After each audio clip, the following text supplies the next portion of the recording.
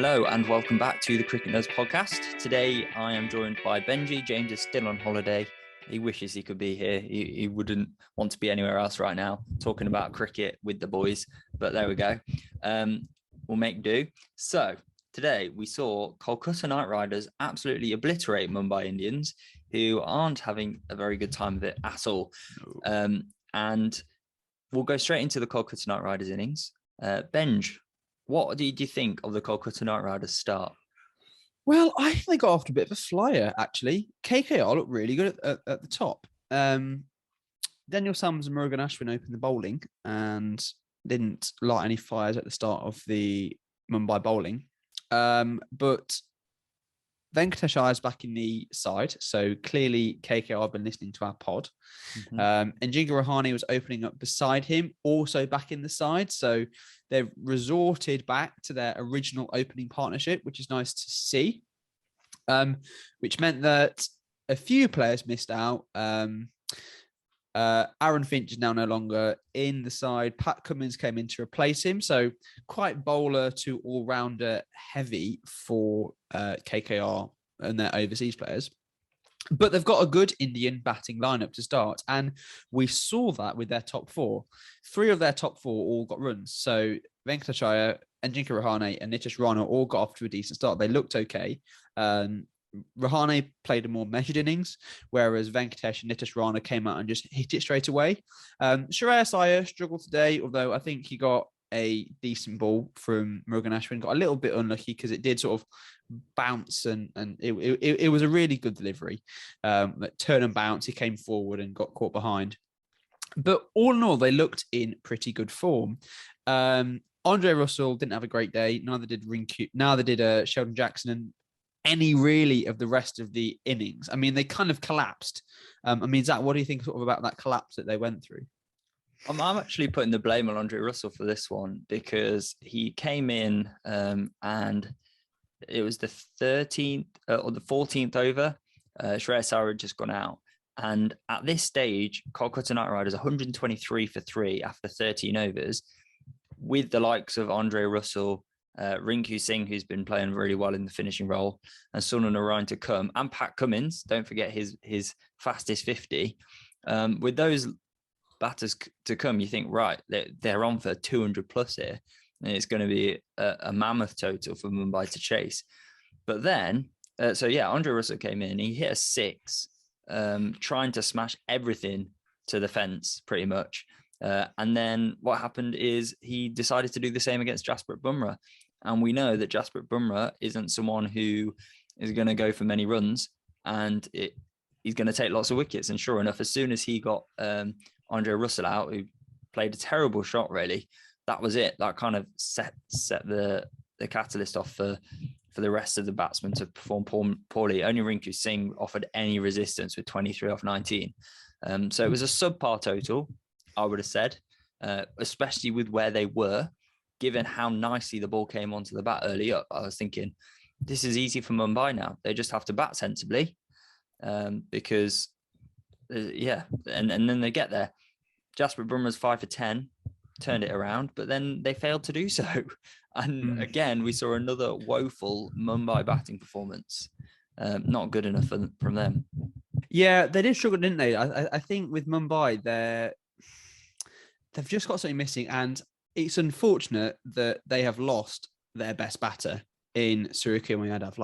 Suryakumar Yadav was really the piece that was missing in Mumbai, and he was really holding them together during their batting. And the fact that he wasn't there today and he's now out for the rest of the IPL is going to be hard for Mumbai to come back.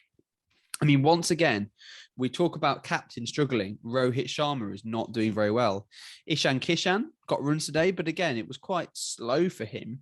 And again, he's proving to be quite expensive for every run that he scores.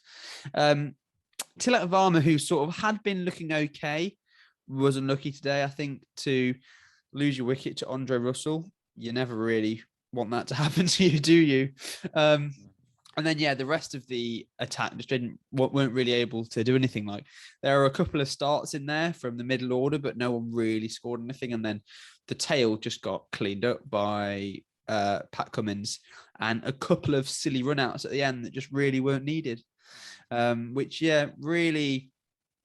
really impacted Mumbai today. They just didn't look as good as it did against Gujarat. Like, it's crazy to see that this team that can hammer Gujarat Titans get blown away by KKR, who are now like second bottom of the table. A bit of a change to the KKR mix-up, as mentioned earlier. Pat Cummins coming back in to strengthen that bowling. Do you think that sort of had an impact today, Zach? Definitely. I think we've seen it with both these teams, Mumbai and KKR, as they started the season, KKR with Pat Cummins, who wasn't bowling that well, and Mumbai with Daniel Sams, who wasn't bowling that well. But since both those players have come back into the team, Daniel Sams has been performing really well for Mumbai over the last few games. And now Pat Cummins has done the same for KKR. And KKR really need that. They need their star bowler, who should be Pat Cummins, along with, I guess, Sunil Narine, to deliver and take those early wickets in the power play and bowl well at the death. Because he's a natural wicket taker. He's a great bowler to watch. And so, yeah, Pat Cummins came in and looked really good with the ball, and they've missed it most of the tournament. And I think if Pat Cummins performed for the rest of the tournament like he did today, then KKR wouldn't be seeing themselves toward the bottom of the table, second to last. Obviously, they've risen a bit after this game, but they've only got 2 games left. Tim Southee, he's looking really good, only going at three and a bit runs and over, and taking the wicket of Rohit Sharma at the top. That kind of set things in motion for Mumbai. But I think one of the issues with both these teams, and the reason why they've not done so well, is because they keep changing their order. And I think what we've seen over the previous years of the IPL is teams that have a settled 11 tend to do well, and they make the odd change here or there. Whereas Mumbai, they keep rejigging their batting lineup. They keep rejigging who comes in, who goes out. Devold Brevis should really be in the team instead of Kyron Pollard, who is underperforming game after game. For Kolkata Knight Riders, Venkatesh Iyer, we said it last time, he should always be at the top of the order. Even if he doesn't have a good few games, he'll still deliver every now and then. Same with Nitish Rana. And I think at the moment, they're getting to the stage of the tournament where they're still trying to find the right balance, and it's too late for them. So, yeah. But all in all, a good win for Kolkata Knight Riders. They just need to up their run rate and hope that the other games go their way. Mumbai, that's it. It's unfortunate for them. Agree. I think both of these teams have a platform to build on for next year as well. I think they've laid foundations with the mega auction this year. They've figured out what works, what doesn't work. Yeah. And for example, for Mumbai, if they have like a Jofra Archer in next year, they could be a very scary team. They haven't been this year because they've looked like they've had something missing. But if they can, get back their main players into a bit of form, both of these sides have done a decent go at laying a foundation, especially there's not going to be a mega auction for a few more years, or maybe never again. There's only going to be a few players moving around next year. That kind of segues nicely into Cricket Nerds questions. Yes.